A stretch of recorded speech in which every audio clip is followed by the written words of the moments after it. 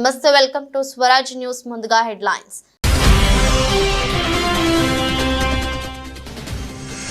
యాదగిరిగుట్ట లక్ష్మీ నరసింహస్వామిని దర్శించుకున్న తెలంగాణ గవర్నర్. ప్రత్యేక పూజలు చేసిన గవర్నర్ జిష్ణుదేవ్ వర్మ.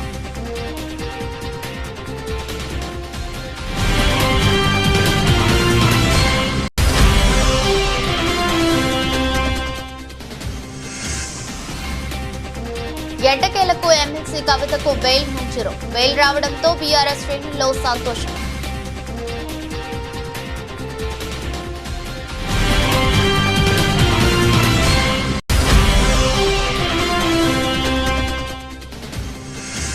తాడిపత్రి టీడీపీ నేత జేసీ ప్రభాకర్ రెడ్డి సంచలన వ్యాఖ్యలు. తన దగ్గరి వాళ్లే 25 మంది ఇసుక దందా చేస్తున్నారని ఆరోపణ.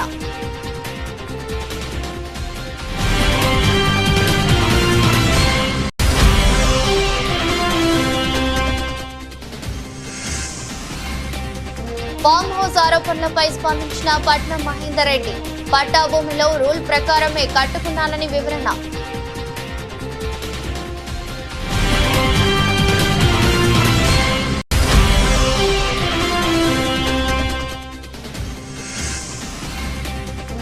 నేటి నుంచి దేశవాళీ సీజన్ బి షురు. బరిలో సూర్యకుమార్, అయ్యర్, సర్ఫరాజ్.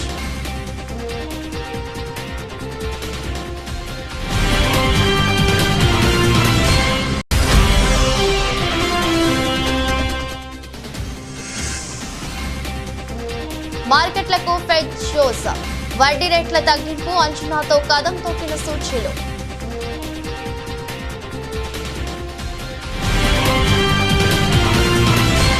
రాష్ట్ర గవర్నర్ జిష్ణుదేవ్ వర్మ యాదగిరిగుట్ట లక్ష్మీ నరసింహస్వామి వారిని దర్శించుకున్నారు. మంగళవారం ఉదయం యాదాద్రి ఆలయానికి చేరుకున్న గవర్నర్ కు అర్చకులు పూర్ణ కుంభంతో స్వాగతం పలికారు. అనంతరం దర్శన ఏర్పాట్లు చేశారు. ఈ సందర్భంగా గవర్నర్ జిష్ణుదేవ్ వర్మ నారసింహుడికి ప్రత్యేక పూజలు చేశారు. తర్వాత గవర్నర్ కు ఆలయ అర్చకులు వేదాశీర్వచనం అందించగా అధికారులు స్వామివారి శేష వస్త్రాలు, తీర్థ ప్రసాదాలను అందజేశారు. కాగా గవర్నర్ జిష్ణుదేవ్ వర్మ మంగళ, బుధ, గురువారాల్లో పలు జిల్లాల్లో పర్యటించనున్నారు. రోడ్డు మార్గాన యాదగిరిగుట్టకు చేరుకున్న ఆయన లక్ష్మీ నరసింహస్వామిని దర్శించుకున్నారు. అక్కడి నుంచి బయలుదేరి ఉదయం 11:30 ములుగు జిల్లా కేంద్రంలోని ప్రభుత్వ అతిథి గృహానికి చేరుకుంటారు. మధ్యాహ్నం 1 గంటకు కలెక్టరేట్ సమావేశ మందిరంలో 25 మంది జాతీయ, రాష్ట్ర స్థాయి అవార్డులు పొందిన రచయితలు, కళాకారులతో సమావేశం నిర్వహిస్తారు. మధ్యాహ్నం 3 గంటలకు వెంకటాపూర్ మండలం పాలంపేట గ్రామంలోని యునెస్కో గుర్తింపు పొందుతారు.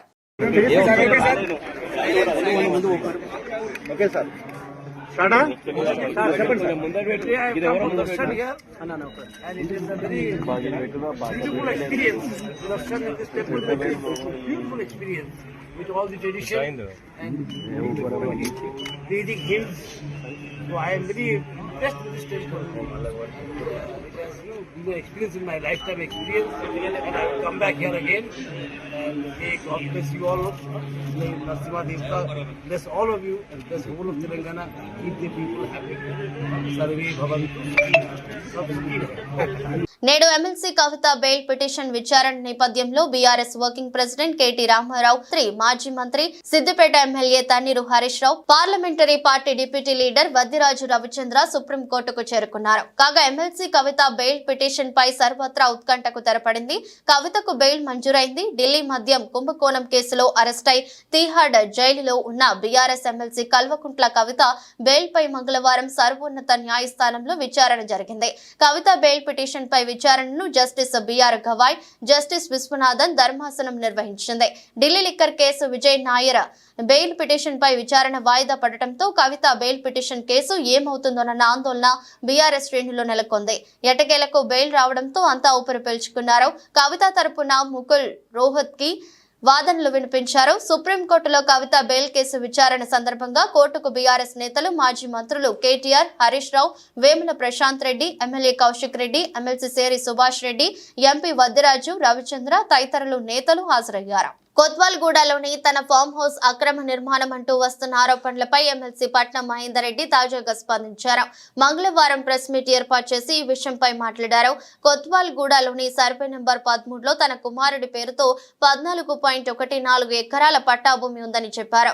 ఆ భూమిని 1999లో కొనుగోలు చేశామని 2005లో నిబంధనల మేరకే ఎలాంటి హంగులు ఆర్భాటాలు లేకుండా చిన్న కట్టడం కట్టుకున్నామని వివరించారు. అప్పటి ప్రభుత్వం నుంచి ఇరిగేషన్ శాఖ అనుమతితో ఫామ్ హౌస్ కట్టుకున్నామని, నిబంధనలకు విరుద్ధంగా కట్టినట్లు తేలితే తానే దగ్గరుండి కూల్చేస్తానని మహేందర్ రెడ్డి చెప్పారు. తాత తండ్రుల నుంచి తమది వ్యవసాయ కుటుంబమని, తమ కుటుంబానికి చాలా వ్యవసాయ భూములు ఉన్నాయని చెప్పారు. అలాంటిది ఇంత చిన్న భూమిని కబ్జా చేయాల్సిన అవసరం తనకు లేదన్నారు. అక్కడ ఎలాంటి కాంపౌండ్ లేదని, కావాలంటే మీడియా ప్రతినిధులు సహా ఎవరైనా వెళ్లి చూడొచ్చని చెప్పారు. అవసరమైతే పట్టా కాగితాలు కూడా ఇస్తానని చెప్పుకొచ్చారు. వాస్తవానికి అది చిన్న గెస్ట్ హౌస్ అని, అది FTL బఫర్ జోన్ పరిధిలో ఉందనే ఆరోపణల్లో నిజం లేదని మహేందర్ రెడ్డి చెప్పారు. అక్కడికి చుట్టుపక్కల పలు ఫంక్షన్ హాళ్లు, ఇతర నిర్మాణాలు కూడా ఉన్నాయని వివరించారు. తెలంగాణ ప్రభుత్వము గౌరవ ముఖ్యమంత్రి రేవంత్ రెడ్డి గారు ఏదైతే చెరువులను కాపాడాలని చెప్పేసి నిర్ణయం తీసుకున్నాడో ఇది మంచి కార్యక్రమం. ఇది చెరువులు కబ్జాలు చేసిన వారు ఎవరైనా సరే దాన్ని కాపాడడానికి అందరూ కూడా ముందుకు రావాల్సిన బాధ్యత అందరి మీద ఉన్నది.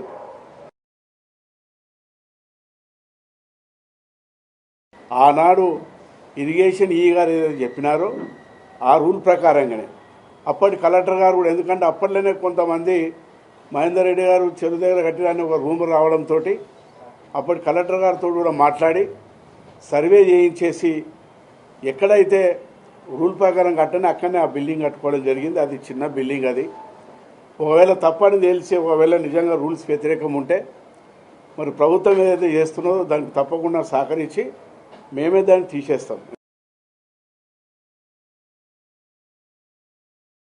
2005లో పర్మిషన్ తీసుకొని మరి కట్టడం కూడా జరిగింది.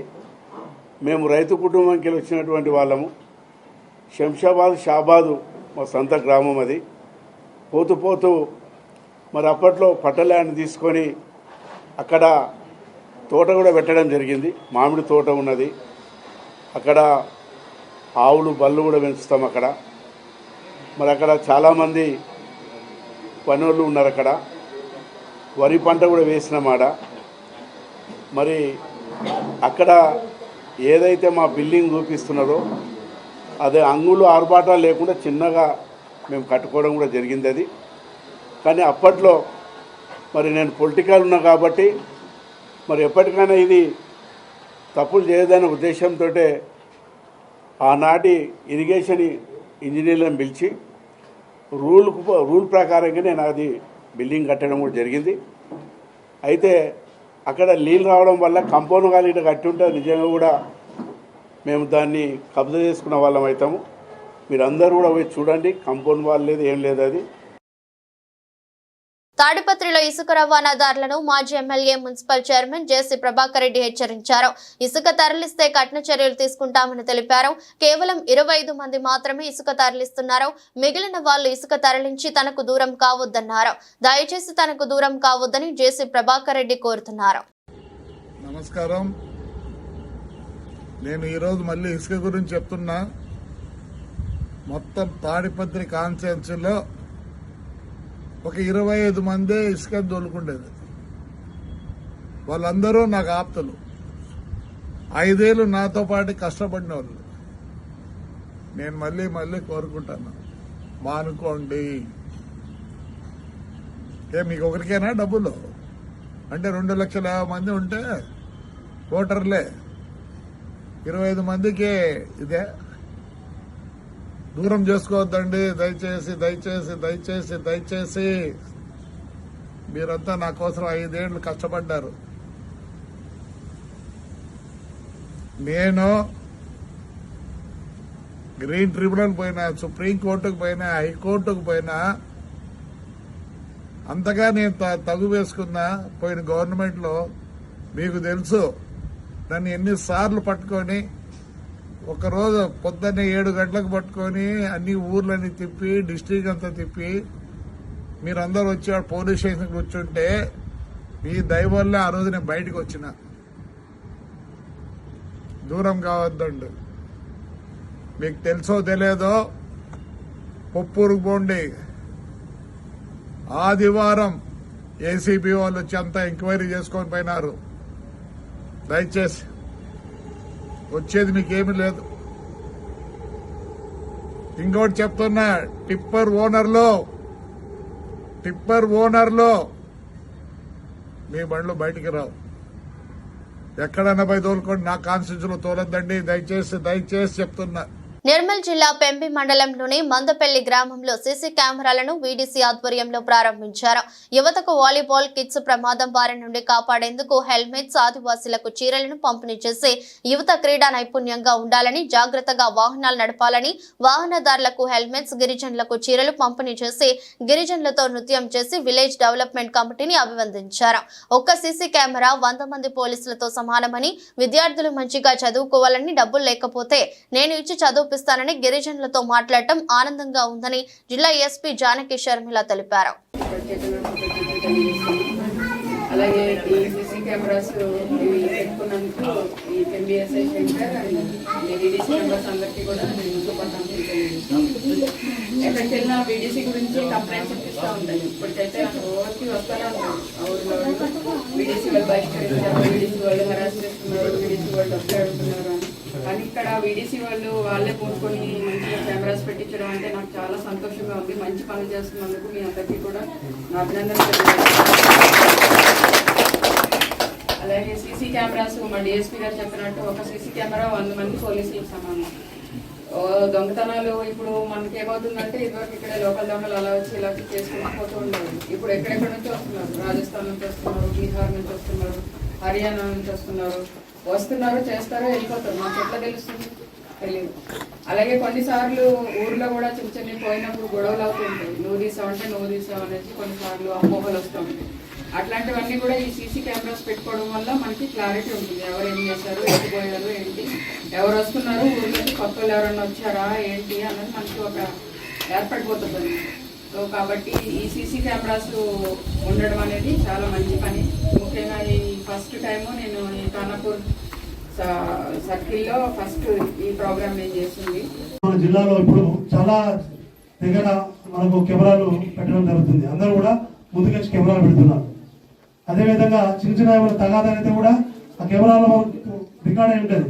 నువ్వు నన్ను కొట్టినావా, నేను నువ్వు కొట్టినా అనేది కూడా కెమెరా చూపిస్తుంది. కాబట్టి అది కూడా మనకు ఈజీ అయిపోతుంది, ఎవరు తప్పు కాదని. కాబట్టి ఇటువంటి ప్రోగ్రామ్ తీసుకొని ఇటువంటి గ్రామంలో కెమెరా పెట్టిన మీ అందరికీ కూడా వీడీసీ మరి గ్రామ పెద్దలు ఉన్నారు, అందరికీ కూడా హృదయపూర్వక ధన్యవాదాలు. ఆదివాసులకు తరతరాలుగా అభివృద్ధి ఫలాలు అందడం లేదని, 70 ఏళ్ల స్వతంత్ర సమాజంలో నేటికి గిరిజన అభివృద్ధిపై ప్రభుత్వాలు మార్పు తీసుకురావడంలో విఫలమైందని ఆదివాసీ నాయకులు అన్నారు. ఈ మేరకు ఆదివాసీ నాయకుల పిలుపు మేరకు కొమరం భీం ఆసిఫాబాద్ జిల్లా తిర్యాని, లింగాపూర్, సిర్పూర్, ఆసిఫాబాద్ ఏజెన్సీలో సంపూర్ణంగా బంద్ పాటించారు. ప్రభుత్వ, ప్రైవేటు పాఠశాలలు సహా వర్తక, వ్యాపార సముదాయాలు స్వచ్ఛందంగా బంద్ పాటిస్తున్నాయి. ఈ సందర్భంగా ఆదివాసీ నాయకులు మాట్లాడుతూ నేటికి గిరిజన గ్రామాలలో విద్య, వైద్యం, తాగునీరు, సాగునీరు లేక నానా అవస్థలు పడుతున్నారని, రహదారులు సక్రమంగా లేక నానా అవస్థలు పడుతూ బురదలో ప్రయాణం కొనసాగిస్తున్నారు. ఇప్పటికైనా కేంద్ర, రాష్ట్ర ప్రభుత్వాలు ఏజెన్సీ ప్రాంత పరిరక్షణ చట్టాలను పకడ్బందీగా అమలు చేయాలని డిమాండ్ చేశారు. సాధన కమిటీ ఆధ్వర్యంలో రాష్ట్ర వ్యాప్తంగా ఏజెన్సీలో బంద్ కార్యక్రమాన్ని మరి వారు మొదలుపెట్టారు. దానిలో భాగంగా ఆదివాసీ సంఘాల ఐకాస తరఫున రాష్ట్ర కమిటీ సంపూర్ణంగా మద్దతిస్తూ మరి జైనూరు, సిర్పూర్, లింగాపూర్, కేరమేని మండలాల్లో సంపూర్ణ బంద్ పాటిస్తున్నారు. ఎందుకంటే ఆదివాసీల భారత రాజ్యాంగమైనటువంటి చట్టాలను ఇప్పుడున్నటువంటి కేంద్ర రాష్ట్ర ప్రభుత్వాలు కాలు రాష్ట్ర తరుణంలో మా హక్కులు మాకు కావాలి, ఏజెన్సీలో ఐడీటీ ద్వారా మెగా డిఎస్సీ పెట్టాలనేసి, జీవో నెంబర్ 3ని అమలు చేయాలనేసి, అదేవిధంగా వలసల అంబడిలను ఎస్టీ జాబును తొలగిస్తూ మరి ఏజెన్సీ ప్రాంతంలో ఉన్నటువంటి 170 PSR చట్టాల పకడ్బందీగా అమలు చేస్తూ ఇతర వలసలు పెరుగుతున్నాయి. కాబట్టి ఏజెన్సీలో వలసలు రాకుండా ప్రభుత్వాలు, కేంద్ర రాష్ట్రం ప్రత్యేకంగా మరి చర్యలు తీసుకోవాలని కోరుతూ మరి బంద్ పాటించడం జరిగింది. సహకరించినటువంటి వ్యాపారస్తులకు అందరికీ కూడా, తర్వాత ప్రైవేట్ సంస్థల, పాఠశాలలు, కళాశాలల వారికి, కరస్పాండెంట్లకు ప్రత్యేక ధన్యవాదాలు చేస్తూ, ముఖ్యంగా రాజ్యాంగాన్ని పూని చేస్తున్న తరుణంలో మరి ఏజెన్సీ బంద్కు పిలుపునివ్వడం జరిగింది. దీనిలో భాగంగా ఖచ్చితంగా మా హక్కులు మాకు వచ్చే వరకు కొమరం భీం పోరాటాన్ని స్ఫూర్తి తీసుకొని మరో పోరాటానికి ఆదివాసులు ఐక్యం అయినాం. అదేవిధంగా ఏజెన్సీ డిఎస్సిని వెంటనే ప్రకటిస్తూ బ్యాక్లాగ్ పోస్టులు వెంటనే భర్తీ చేస్తూ ఆదివాసీ నిరుద్యోగ యువకులకు ఉద్యోగులు వచ్చే వరకు కూడా నిరంతరం పోరాటం కొనసాగిస్తుంటామని తెలియజేస్తున్నాం. సీజనల్ వ్యాధుల బారిన పడకుండా తగు జాగ్రత్తలు తీసుకోవాలని కాకినాడ జిల్లా వైద్య మరియు ఆరోగ్య శాఖ అధికారి డాక్టర్ జె నరసింహనాయక్ తెలిపారు. ఈ విషయంపై ఆయన మాట్లాడుతూ వర్షాకాలంలో నీరు నిల్వ ఉంటుందని, కావున నిల్వ ఉన్న నీటి గుంటలలో ఆయిల్ బాల్స్ వేస్తారని, దాని ద్వారా నీటిపై ఒక పొరల ఏర్పడి దోమల ఉత్పత్తి నియంత్రిస్తుందని తెలియజేశారు. ప్రతి శుక్రవారం కూడా ఫ్రైడే డ్రై డే కార్యక్రమాన్ని నిర్వహిస్తున్నట్లు, ఎవరికైనా అనారోగ్యంగా ఉంటే దగ్గరలో ఉన్న పిహెచ్సికు గాని, యూపీహెచ్సికు గాని, కమ్యూనిటీ హెల్త్ క్లినిక్ కు గాని వెళ్లి పరీక్షలు చేయించుకోవాలని సూచించారు. అందరికీ నమస్కారం అండి. నేను డిఎంహెచ్ఓ మాట్లాడుతూ ఉన్నాను. ఇప్పుడు ఈ కాలం ఇది వర్షాకాలము, ఎక్కువ వర్షాలు పడతా ఉన్నాయి, నీరు ఎక్కువ నిల్వ ఉండే అవకాశం ఉంది. ఈ నీటి కుంటల్లో ఎక్కడా కూడా నీరు ఎక్కువగా నిల్వ ఉండకూడదు. అలా నిల్వ ఉన్నట్లయితే అక్కడ మనం మున్సిపల్ కార్పొరేషన్ వారి నుంచి, హెల్త్ స్టాఫ్ నుంచి ఆయిల్ బాల్స్ అనేది వేయడం జరుగుతూ ఉంది. ఈ ఆయిల్ ఏంటంటే వాటర్ మీద ఒక లేయర్గా ఫామ్ అయ్యి మనకి దోమలు పెరగకుండా, గుడ్లు పెట్టకుండా నివారించడానికి ఉపయోగపడుతుంది. అలానే మనకి ఈ వాటర్ స్టాగ్నేటెడ్ ఏరియాలో గ్యాంబూషియా ఫిష్లు వదులుతూ ఉన్నాము, చేపలు, ఈ చిన్న పిల్లలు. అవి ఏంటంటే మనకి ఆహారంగా ఈ లార్వాని కూడా అది తీసుకుంటూ ఉంటుంది. కాబట్టి మనకి నీటి మీద పెట్టే లార్వాని అది ఆహారంగా తీసుకుంటుంది. కాబట్టి మనకి ఈ దోమలు పెరగకుండా మనం నివారించగలుగుతాం. అలానే మనకి ప్రతి శుక్రవారం ఫ్రైడే డ్రై డే కార్యక్రమం చేస్తూ ఉన్నాము. అలానే మనకి ఎవరికైనా దగ్గు, జలుబు, జ్వరము లేకపోతే ఒళ్ళు నొప్పులు ఉన్నట్లయితే డెఫినెట్గా దగ్గరలో ఉన్న ప్రాథమిక ఆరోగ్య కేంద్రం కానీ, అప్పర్ ప్రైమరీ హెల్త్ సెంటర్స్ కానీ, లేకపోతే government CHC community health centres కానీ హాస్పిటల్కి వెళ్ళి వైద్య పరీక్షలు చేయించుకొని వైద్యం చేయించుకోవాలి. అంతేగాని దయచేసి పిఎంపీలని, ఆర్ఎంపీలని ఆశ్రయించవద్దు. సో దానివల్ల మనకి అన్నెసరీ వైద్యం జరుగుతుంది. కాబట్టి అలా కాకుండా మనకి ప్రాపర్గా క్వాలిఫైడ్ డాక్టర్స్ దగ్గర మన గవర్నమెంట్ సెక్టార్స్లో లేకపోతే బయట కానీ వైద్యం చేయించుకోవాలని కోరుతాం. పెద్దపల్లి జిల్లా కేంద్రంలోని కూరగాయల మార్కెట్లో వ్యాపారులు టన్నుల కొద్ది కూరగాయలను ప్రజలకు ఉచితంగా అందజేశారు. ఫ్రీగా కూరగాయలు అందిస్తున్నారని తెలియడంతో ప్రజలు వేలాదిగా తరలివచ్చి సంచులు కూరగాయలు తీసుకుని వెళ్లారు. కూరగాయల మార్కెట్లో హోల్సేల్, రిటైల్ కూరగాయల వ్యాపారుల మధ్య వివాదం నెలకొనడంతో రిటైల్ వ్యాపారులు ఉచితంగా కూరగాయలు అందజేస్తున్నారు. ఒప్పందం ప్రకారం హోల్సేల్ వ్యాపారులు రిటైల్ గా కూరగాయలు అమ్మవద్దని నిబంధన ఉండగా వారు నిబంధనలు అతిక్రమించి కిలోల చొప్పున కూరగాయలు రోజు మొత్తం అమ్ముతుండటంతో ఆగ్రహించిన రిటైల్ వ్యాపారులు కూరగాయలన్నీ ఫ్రీగా పంచిపెట్టారు.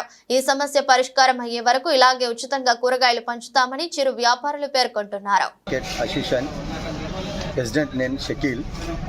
మాకు ఇబ్బంది ఏమున్నది, వాళ్ళు కిలో 2 కిలోలు అమ్మద్దు, దాని వలన మాకు బాగా ఇబ్బంది ఉన్నది. వాళ్ళు కిలో 2 కిలోలు అమ్ముతారు, దాని వలన మాకు అదే రేట్ ఇస్తారు, చిల్లర కూడా అదే రేట్ అమ్ముతారు. దాని వలన మేము నిన్నటి నుంచి బంద్ చేసి ఉన్నాం. ఉన్న కూరగాయలు మొత్తం ఫ్రీలా పంచుతాం. ఎప్పటి వరకు మనకు అనుకూలం మొత్తం మరి పరిష్కారం కాదో అప్పటి వరకు మేము ఇట్లనే పంచుకుంటూ ఉంటాం. వాళ్ళు ఓకే అనే వరకు మేము బంద్ పెడతాం. వాళ్ళు 2-6 దుకాన్లు ఉన్నారు, వాళ్ళు చిల్లర అమ్ముతారు. చెప్పినా ఇంటలేరు, చెప్పినా బూతులు తిడతారు అని చెప్తే ఫైట్ చేస్తా అంటారు, ఏమేమి అంటారు, ఎక్కడ పోతా పోరి, ఏమేమి చెప్పుకుంటే చెప్పుకోపోరి అంటారు. దాని వలన మేము బంద్ చేసి 2 రోజులతో దోదించే ఖాళీ ఉన్న కూరగాయలు పంచుకుంటూ ఉంటాం. మా ఉపాధి కూడా పోతుంది, నష్టం జరుగుతుంది, కానీ భరించుకుంటూ ఉంటున్నాం. మేము పెద్దపల్లి కూరగాయల market retail association vice president. నా పేరు రవీందర్. హోల్సేల్ వాళ్ళు రిటైల్ అమ్మగద్దని ఎన్నోసార్లు మొరబెట్టుకున్నాము. వాళ్ళు పావు కిలో కానుంచి వెళ్ళి అద్దపావు 10 రూపాయలు, 5 రూపాయలు అని అన్నీ విక్రయిస్తున్నారు. మాకు వ్యాపారం నడవడం జరుగుతలేదు. వాళ్ళు విక్రయించినప్పుడు వాళ్ళు అమ్ముతుంటే మా మాలంతా మిగిలి ఖరాబ్ అయిపోతుంది. వాళ్ళకి ఎన్నోసార్లు విన్నపం చేసుకున్నాం. ఇదివరకు పోలీస్ స్టేషన్ నేను కమిషనర్ గారు చెప్పారు, అందరికీ చెప్పుకున్నారు, ప్రజాప్రతినిధులు కూడా చెప్పారు. ఎందరో వచ్చి చెప్పినా వాళ్ళు వింటలేరు. నిన్న కాక మొన్న ఏం జరిగిందంటే, మీరు ఏం చేసుకుంటారో చేసుకోకపోయి మా ఇష్టం మేము కూడా మీరేందా మాకు చెప్పేది అని వాళ్ళు ఇష్టం నానా బూతులు తిట్టున్నారు. దాని గురించి నిన్న నుండి మార్కెట్ బంద్ పెట్టినాము. మా దగ్గర మిగిలిన మాలు కమ్సకం 15-30 వేల మాలు ఉంది. దాని గురించి మాలు వృధా కాకుండా ప్రజలకు పంపిణీ చేస్తున్నాము. పొద్దున్న నుండి ఇప్పటి వరకు 3-4 వేల మందికి పంపిణీ చేసినాము. అదే విధానంగా సాయంత్రం వరకు పంపిణీ చేయడానికి మేము సిద్ధంగా ఉన్నాము. మా యొక్క బాధను అనుసరించి ప్రజలు కానీ, ప్రజాప్రతినిధులు కానీ, అధికారులు కానీ మా యొక్క బాధను ఆలోచించి మాకు పరిష్కారం చేయగలరని మరీ విన్నపం చేసుకుంటున్నాం. అంటే ఎన్నో మంది పెడతారు? మా యొక్క పరిష్కారం క్లియర్ అంత మటుకు మేము ఒప్పుకుంటాం. అంతవరకు మా బంద్ నడుతూనే ఉంటుంది. వాళ్ళకి ఏంటంటే టైం కూడా ఇచ్చినాము. 8 గంటల వరకు బంద్ చేయమంటే బంద్ చేస్తలేరు. వాళ్ళు ఎన్నిసార్లు చెప్పినా వాళ్ళు ఇంటలేరు. మీరు ఏమన్నా మా విక్రమ్ మా పరిష్కారం అయినంత వరకు మేము పంపిణీ చేస్తాం. మేడ్చల్ జిల్లా గట్కేసర్ మండలం వెంకటాపూర్లో తీవ్ర ఉద్రిక్తత చోటు చేసుకుంది. జనగామ బీఆర్ఎస్ ఎమ్మెల్యే పల్లా రాజేశ్వరరెడ్డి ఆధ్వర్యంలోని గాయత్రి ఎడ్యుకేషనల్ ట్రస్ట్ తమ భూమిని కబ్జా చేశారని, తమకు న్యాయం చేయాలంటూ పల్లా రాజేశ్వరరెడ్డికి చేసిన నీలిమ మెడికల్ కాలేజీ వద్ద కొందరు బాధితులు ఆందోళనకు దిగారు. వివరాల్లోకి వెళ్తే వెంకటాపూర్ గ్రామ రెవెన్యూ సర్వే 796లోని 11 ఎకరాల 20 గుంటలలో 7 ఎకరాల 20 గుంటలు గాయత్రి ఎడ్యుకేషనల్ సొసైటీ పేరు రిజిస్ట్రేషన్ చేసుకున్నారని, మిగతా 4 ఎకరాల తమ భూమిలో రాజేశ్వర్ రెడ్డి తన అనుచరులతో కలిసి ఆక్రమించారని బాధితులు కుంట్లూరు మాజీ సర్పంచ్ కల్లం ప్రభాకర్ రెడ్డి తదితరులు ఆరోపించారు. ఈ సందర్భంగా ఇరు వర్గాల మధ్య తీవ్ర వాగ్వాదం జరిగి ఒకరిపై మరొకరు తోపులాటకు పాల్పడ్డారు. నేను గత 3 సంవత్సరాల నుంచి తిరిగి ఇంటికి కూడా పోయినా. 11 ఎకరాలు 20 గుంటలు నేను 2008లో కొనుక్కున్నా. కోర్టుకు నేను తిరిగిన, కోర్టుకు పైసలు ఖర్చు పెట్టుకుని ప్లాట్లో పంచాయతీకి వెళ్ళి నేను తిరిగిన. నాది మొత్తం 4.5 ఎకరాల భూమి ఉండే. తీసుకుపోయి నేను కుంటూరు సర్పంచ్, నేను టీఆర్ఎస్ పార్టీ. నేను 2006 నుంచి 2009 వరకు ఉన్నా. నేను ఇక్కడ భూమిని నేను తీసుకొని 4.5 ఎకరాలు తీసుకుంటే తర్వాత ప్లాట్ల భూమి ఆ భూమి అని చెప్పి తర్వాత వస్తే నేను కోర్టుల కేసు 2013 వరకు కొట్లాడినాక 2 ఎకరాలు నేను ఆర్థికంగా లేకుండా 2 ఎకరాలు అమ్ముకున్నా. మిగతా 2.5 ఎకరాల తర్వాత ఈయన ఒక అద్దె ఎకర కొడుకు పేరు మీద ఉంటే అద్దె ఎకర కూడా నేను ప్లాట్ కొని అది కొనంటే అద్దె ఎకర ఫ్రీగా చేసిన. ఈయన 2 ఎకరాలు, మిగతా వాళ్ళ దగ్గర 4 ఎకరాలు మొత్తం కలిసి 7 ఎకరాలు కొన్నాడు. అద్దె ఎకర ఫ్రీగా ఇచ్చిన. ఆ 7 ఎకరాలు తీసుకుపోయిండు, కాలేజీ కట్టుకుంటుండు. నేను ఎన్నిసార్లు ఇంటికి పోయినా చుట్టూ 7 ఎకరాలకు 11 ఎకరాలు గోడ పెట్టి ఎందుకు పెడుతున్నావు అంటే నేను మాట్లాడతా, లేకపోతే సైడ్కి ఇస్తా, తర్వాత ఇస్తా అని చెప్పి తర్వాత రోజు ఇంత గోడ పెట్టించుకొస్తాడు. మెడికల్ కాలేజ్ పర్మిషన్ పెట్టుకుంటాడు, బిల్డింగ్ కడతాడు. నేను ఇంటికి పోయినా 50 లక్షలు ఇస్తా, 60 లక్షలు ఇస్తా అని చెప్తాడు. ఆ పక్కన 6 కోట్లు పోతుంటే 60 లక్షలు 50 లక్షలు ఎందుకు ఇస్తావా? నువ్వు మమ్మల్ని తీసుకొచ్చి భూమి లేదని ఎట్లా చెప్తున్నావు?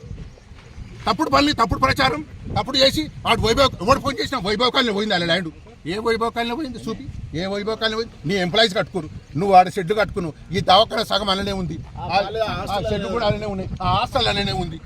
జాగేడుకొని 100% ఉంది. తప్పుతో పట్టిస్తుండే తప్పితే ఇంకా ఏం కాలే. పూర్తి ల్యాండ్ ఉంది. అన్యాయం చేయడానికి ప్రయత్నిస్తుండో పందికొక్కతో తోటి సంపాదించుకోవాలని ఆలోచన తప్పితే ఇంకోటి ఏది లేదు. ఇక్కడ గవర్నమెంట్ సర్వేరే వచ్చి మాకు మొత్తం సర్వే చేసి పాయింట్లు పెట్టిపోతే పాయింట్లు కూడా వీకేసి కలర్లు కూడా మొత్తం తూడ్చిపడేశారు. ఈయన మళ్ళీ మాట్లాడతాడు, హరీష్ రావు మాట్లాడతాడు, న్యాయంగా మేము ఎన్ఓసీలు ఇచ్చినాం. నాది నేను ల్యాండ్ లార్డ్ ఇంట్లో నాకు గోడ ఎంపడి బౌండరీ మొత్తం నా పేరు మీద ఉంది. నన్ను లోస్తే గలాలు పడతాను ముందుకు వస్తా తప్ప ఎవరు నా కొడుకు ఏ గవర్నమెంట్ ఆఫీసర్ దగ్గర పోయినా ఎవరు చూడు మేము వాళ్ళని అడిగి చెప్తామండి. పల్లరాజేశ్వర నువ్వు గవర్నమెంట్ ఆఫీసర్ అంటే పల్లరాజేశ్వర యూనివర్సిటీ తీసుకొని మాకు ఆర్టీఐ కింద ఇన్ఫర్మేషన్ ఇస్తారట. మీకు అంతా యూనివర్సిటీ క్లియర్గా గవర్నమెంట్ రూల్స్ చెక్ చేసి ఇచ్చినాడు. వచ్చి కూడా మనకు జాగలేదు. గోడకు వాటర్ బాడీకి నీళ్ళని గోడలు పక్కకే ఉన్నాయి. వీళ్ళు అని న్యాయం చేసేది టీఆర్ఎస్ వాళ్ళు. దేవుని దయ వల్ల కాంగ్రెస్ వచ్చింది. రేవంత్ రెడ్డి గారికి ఒక్కటే విన్నపం చేస్తున్నారు, గోడ ఇల్లీగల్ ఎవ్వదైనా సరే కూలగొట్టరి, మా జాబ్ మాకు ఇప్పియండి. కాకినాడ జిల్లా ప్రతిపాడు మండలం ఏలేశ్వరం గురుకుల పాఠశాలలో ఫుడ్ పాయిజన్ జరిగింది. 20 మంది విద్యార్థులకు అస్వస్థకు గురయ్యారు. వారిని ఏలేశ్వరం గవర్నమెంట్ హాస్పిటల్ కు తరలించి వైద్యం అందిస్తున్నారు. గురుకుల పాఠశాల క్యాంటీన్ అపరిశుభ్రంగా ఉండటం వల్లే ఫుడ్ పాయిజన్ అయి ఉంటుందని విద్యార్థిని తల్లిదండ్రులు అనుమానాలు వ్యక్తం చేస్తున్నారు.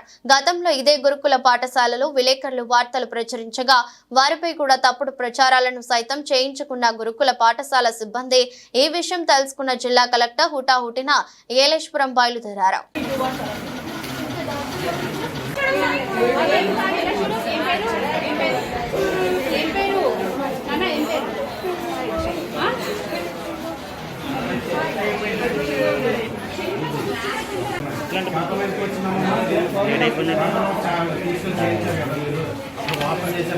వరంగల్ శివనగర్ లోని షేక్ ట్రేడర్స్ ఫర్నిచర్ షాప్ లో ఉదయం సుమారు 4:30 గంటలకు భారీ అగ్ని ప్రమాదం చోటు చేసుకుంది.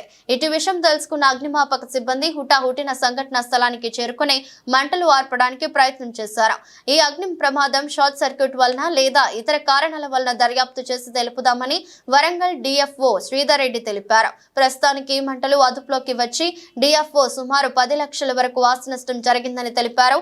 సదరు mill colony police station CI మల్లయ్యకు సమాచారం అందడంతో 4:30-5 గంటలకు 100 డైల్ రావడంతో సంఘటనా స్థలానికి చేరుకున్నారు. ఈరోజు మార్నింగ్ 4:30కి 4:29 ఫస్ట్ వచ్చింది కాల్. ఫైర్ కాల్ అనేది ఒకసారి 4:30 కన్ఫర్మ్ చేసుకున్నాము.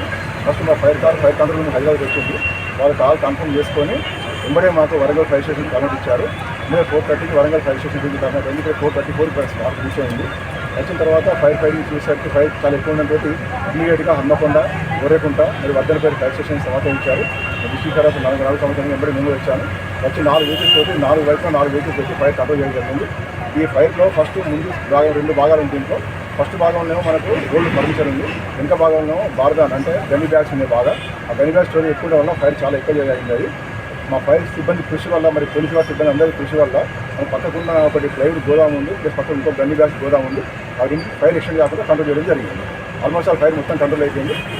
కొంచెం ఉంది. అది ఇంకొక హాఫ్ అన్ అవర్లో మొత్తం చూసుకోవడానికి జరుగుతుంది. ఎవరికైనా ఏమన్నా ప్రమాదం ఏమన్నా అట్లాంటిది ఎవరికి ప్రాణ నష్టం జరగలేదు. ఓన్లీ ఆస్తి నష్టం జరగడం జరిగింది. దేశవాళీ సీజన్ ప్రారంభానికి సూచికగా మంగళవారం నుంచి మొదలవుతున్న బుచ్చిబాబు పోరులో టీమిండియా స్టార్ క్రికెటర్లు సూర్యకుమార్ యాదవ్, శ్రేయాన్ అయ్యర్, సర్ఫరాజ్ ఖాన్ బరిలోకి దిగుతున్నారు. తమిళనాడు క్రికెట్ అసోసియేషన్ 11తో జరిగే పోరులో ముంబై తరపున ప్రాతినిధ్యం వహించనున్న వీరిపై అందరి దృష్టి నెలకొంది. రానున్న బిజీ సీజన్ దృష్టిలో పెట్టుకుని జాతీయ జట్టులో చోటు ఆశిస్తున్న ఈ ముగ్గురు బుచ్చిబాబు పోరులో సత్తా చాటేందుకు సిద్ధమవుతున్నారు. గాయం కారణంగా టెస్టు జట్టుకు దూరమైన అయ్యర్ తిరిగి ఫామ్ లోకి వచ్చేందుకు ప్రయత్నిస్తుండగా సూర్యకుమార్, సర్ఫరాజ్ అదే పనిలో ఉన్నారు. ఇప్పటి వరకు 14 టెస్టులాడిన అయ్యర్ అంతగా ఆకట్టుకోలేకపోతున్నారు.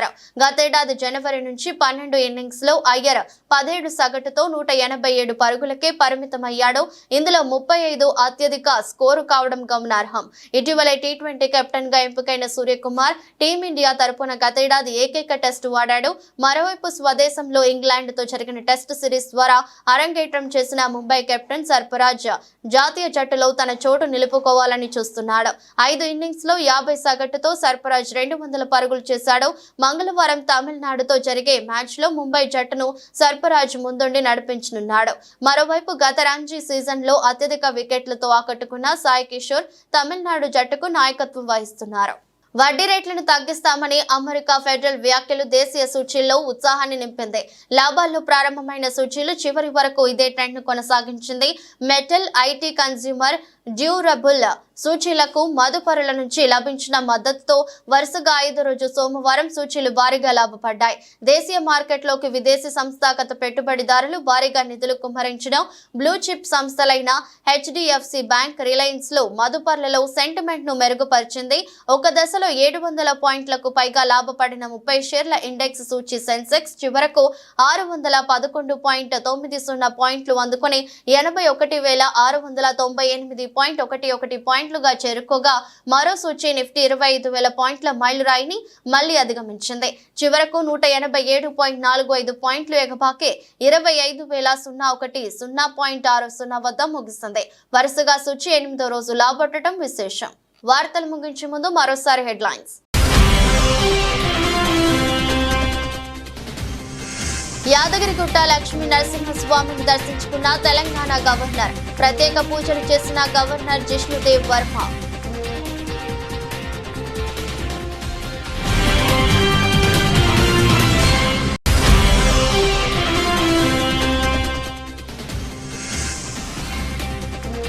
ఎట్టకేలకు ఎమ్మెల్సీ కవితకు బెయిల్ మంజూరు. బెయిల్ రావడంతో బీఆర్ఎస్ శ్రేణుల్లో సంతోషం.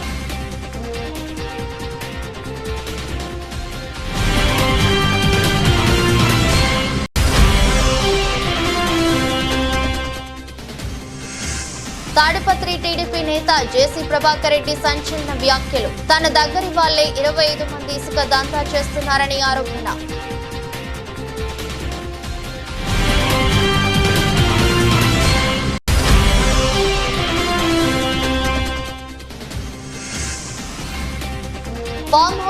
ఆరోపణలపై స్పందించిన పట్నం మహేందర్ రెడ్డి. పట్టా భూమిలో రూల్ ప్రకారమే కట్టుకున్నానని వివరణ.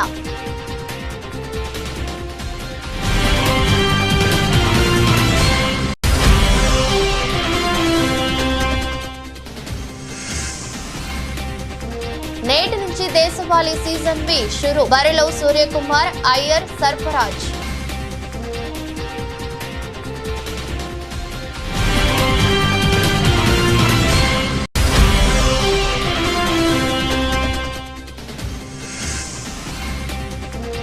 మార్కెట్లకు ఫెడ్ షోస్. వడ్డీ రేట్ల తగ్గింపు అంచనాతో కదం తొక్కిన సూచీలు.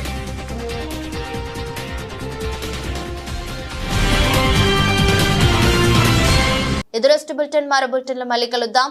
అంతవరకు సెలవు. నమస్కారం.